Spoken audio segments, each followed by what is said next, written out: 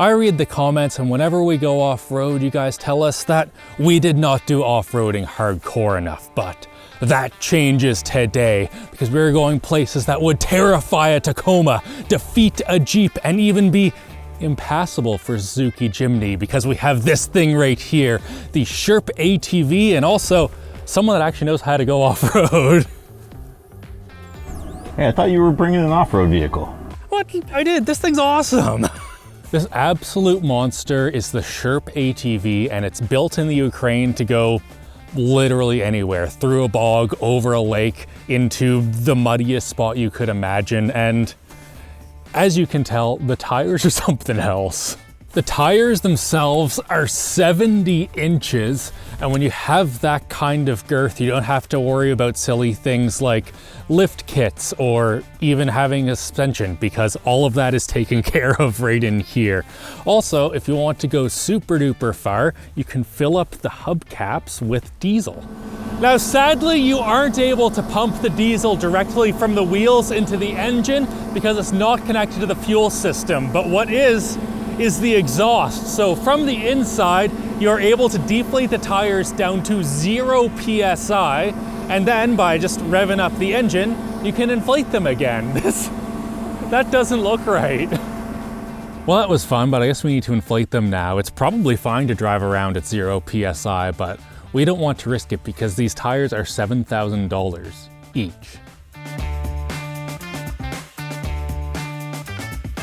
Depending on the pressure of the tires, of course, you get about 27 inches of ground clearance on this thing, so you can go over logs and basically anything. The proportions of the Sherp can only be described as completely insane. It's a bit over 4 meters long, but around 10 feet high, so it's actually shorter than my Golf, but the tires alone are higher. And at 5,000 pounds and 10 feet tall, you might be scared that it's rather tippy, but that's actually not the case. Like you can see in here, the engine's way down there. I guess this is technically a mid-engine car. Deep in there is a 3-cylinder turbo diesel, and you might be thinking, it's pretty inconvenient to work on it from right here, but you actually can do that from inside the cab. So if you get stuck when it's -30 or something like that, you don't need to leave the Sherp to work on it. Other than changing the tires, you can do literally all of the maintenance from the inside, and that includes like the brakes, everything. Hopping into the back, it doesn't quite have the amenities that I expect for a vehicle in this price range. G-Wagons and stuff are much more luxurious, but they don't have a bed or a battery or access to everything from in here. As I'm sure you guys guessed, the bed right here is totally custom, and that's sort of the point of back here. You can throw whatever you want in it, and go get subscribed to the story till now because they're gonna be doing a bunch of crazy stuff to this thing. Under this seat right here, we have what Sherp calls their oil wells. It does have a normal transmission, but the wheels are driven by chains. So there's a whole bunch of oil in here to make sure that those are all good and lubed. Opening up the front door, hatch maybe, you can hop in using this nice little ladder here. In here, there's a little bit of stuff that's familiar, like we have a pretty standard looking gear knob here, and also a parking brake. And other than that, what the hell's happening in here? What I do know is that the left pedal is the clutch and the right pedal is the gas. So I guess there's no brakes at all, and there's also no steering wheel, so I have to use these. Yeah, I need help, please. Huge thanks to Nomad eSIM for sponsoring today's video. When traveling, one thing that can absolutely destroy your budget are phone plans, or you can blow through a bunch of your valuable time just trying to get connected. That is no longer a problem with Nomad eSIM.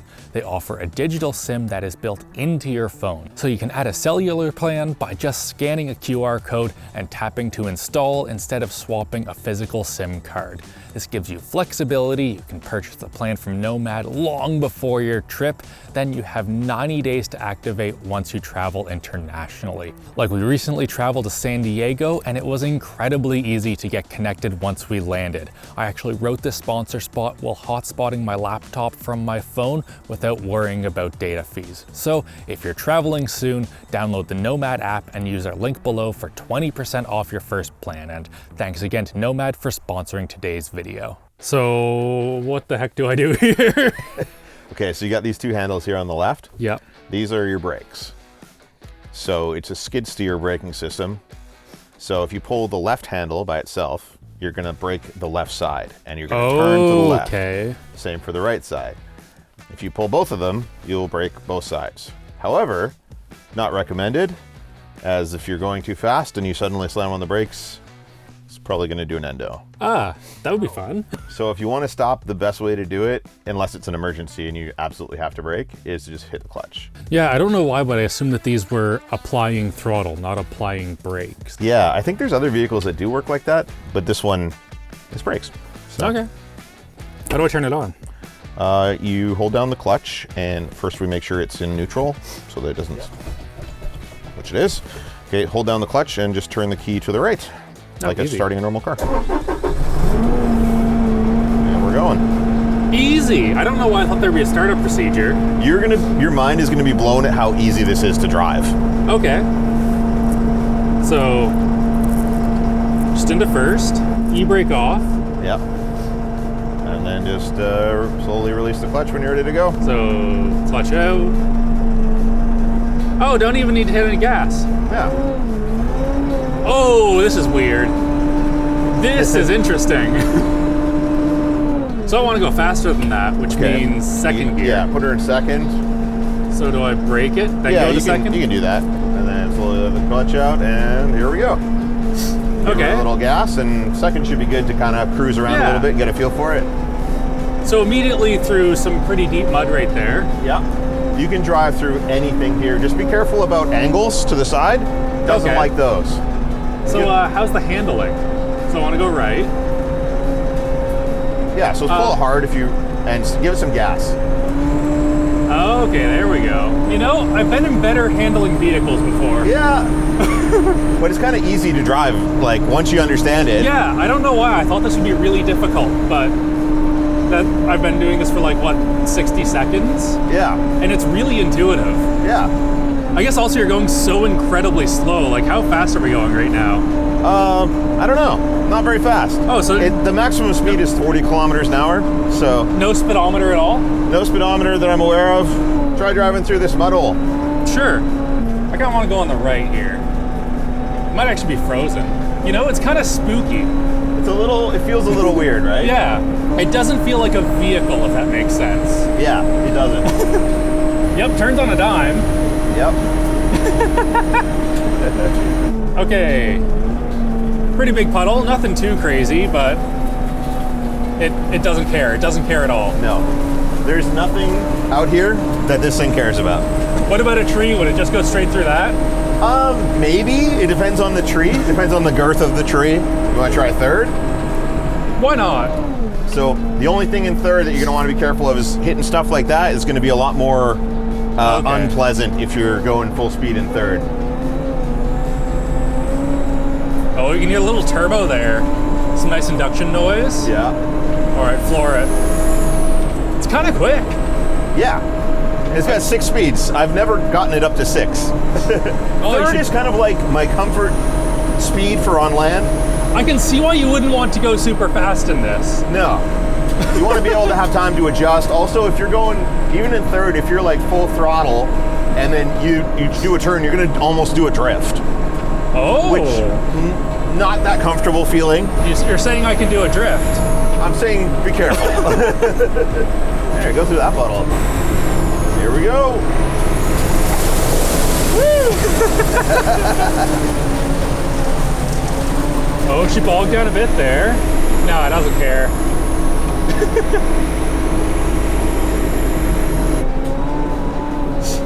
Okay, kind of big log.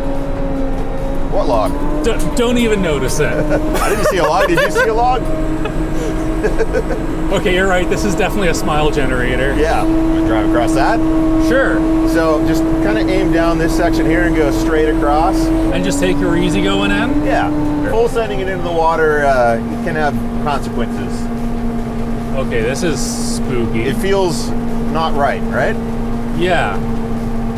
But like we're still just like. Yeah, watch out for that stump there. Go that way.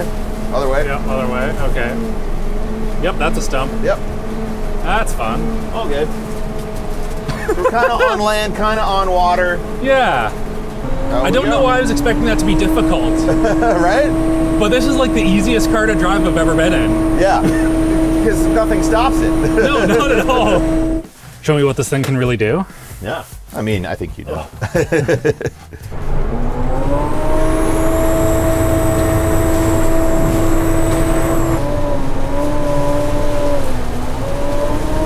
Now we're fully on water. Hell yeah.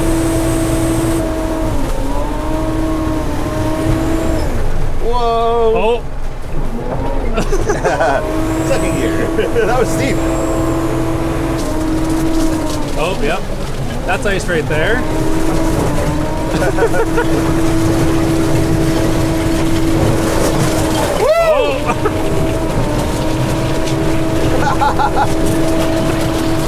That's so awesome.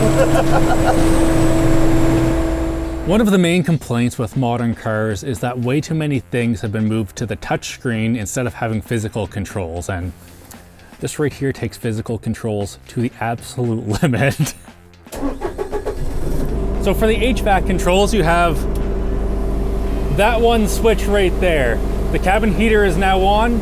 No speed control, no temperature control, nothing like that, just on or off. There also is a switch here for AC. That doesn't do anything. This isn't equipped with AC, sadly. For the lights, it's similar. You just simply click some switches and the lights turn on. And the turn signals are actually a little dial that you can turn to either side, which might be worse than Tesla's steering wheel controls, but at least you don't need to use these very often. On the display, you get RPM, fuel, battery. Also, you can see every single stat about your engine that you might want. Although strangely enough, what we don't have is a speedometer. But what they do have right here is a little gauge that tells you how much pressure is in your tires. So right now we're in the dirt and water area. You could pump it up for asphalt, even lower for sand or snow. And you do that with these switches right here. So you press open to deflate. Then if you press this one right here, you open the valve and you can inflate the tires. And you inflate them faster when you floor it. So now let's do something that your Jeep without a doubt cannot do. Let's go to that island over there. Hold on, Andy! Yeah, we're going in! That's so weird! By the way, I don't know how to swim. Okay. All right, we're on the water. It's still pretty shallow here, so you can see the ground. Yeah. So just keep an eye out. Let me know if you see any stumps sticking up. We gotta dodge them. All right, you want to try driving on water? Sure. All right, don't fall out when you switch places. Yeah, I don't really plan on that here today. Driving on water, it's feels different, right? Because it feels kind of very tilts. weird. It also isn't as responsive when turning, so it takes a little getting used to. Yeah, you're going at about the speed of a small sailboat, but with Yeah. all the noise of a motorboat.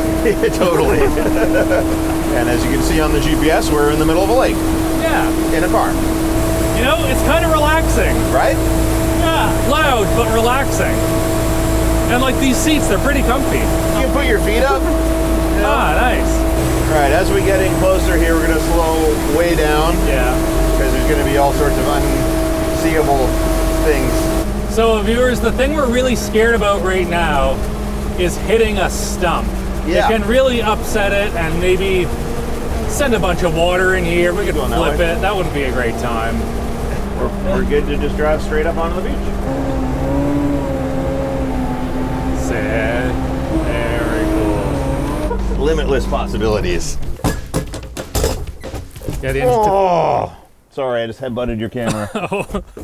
So the mainland's over there. We were quite successful making it across the lake, but now that I know that this is half car and half boat, I'm a bit curious how they've done all of the electronics to make sure that all of it stays fine while you're, crossing a lake.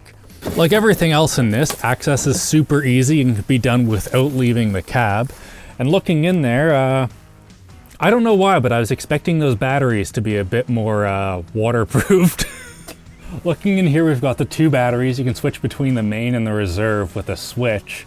And I guess all of the controls just go to these like random relays right here. So we've got this sketchy wire that's been taped together, very cool, but at least it is fused. Looking from here, that goes straight the relay, no fuse on that, sweet. Over here there is a really nice big fuse, I appreciate that, but it is, how far away from the battery? Further than I'd like for sure. At least all of the electronics are in this nice little sealed bin here. On the right, we have our hydraulic lines. What do the hydraulics do? Something.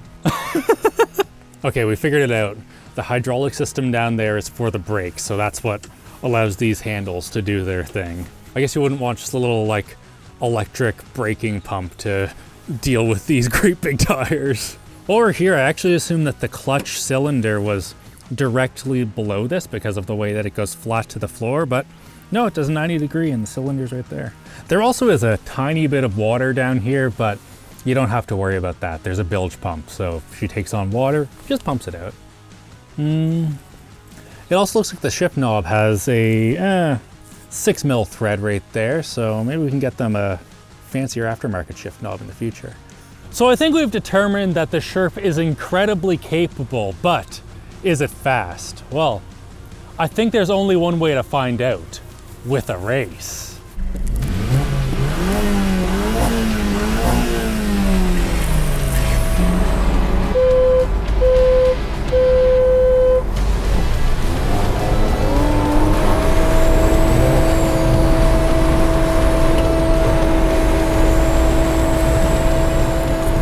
Sample, don't even need to go into second gear, and he is absolute toast. Get wrecked.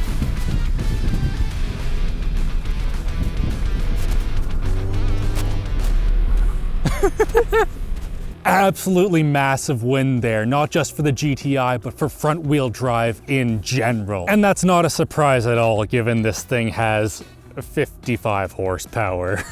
Of course, in something like this, what really matters is the torque, and this has 140 foot-pounds of it, which is also not a whole lot, but it is absolutely geared to the bejesus, which is how you end up with that, well, 40 km/h top speed, and also the ability to go over literally anything.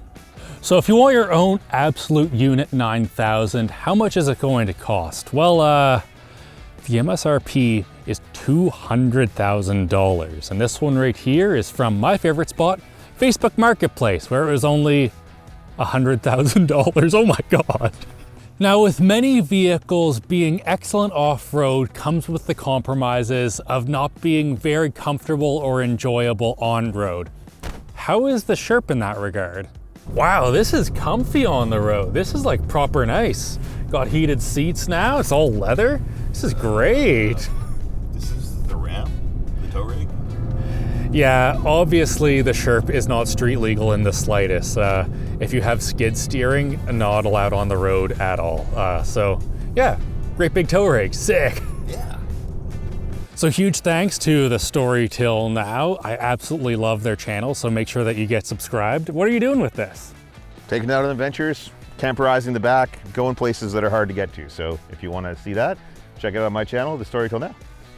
And of course, hit like, get subscribed, and have a great old day. Oh, and we have a Patreon. Subscribe to that. Subscribe to their Patreon if you have one. I'll subscribe to your Patreon. Sick. Yeah.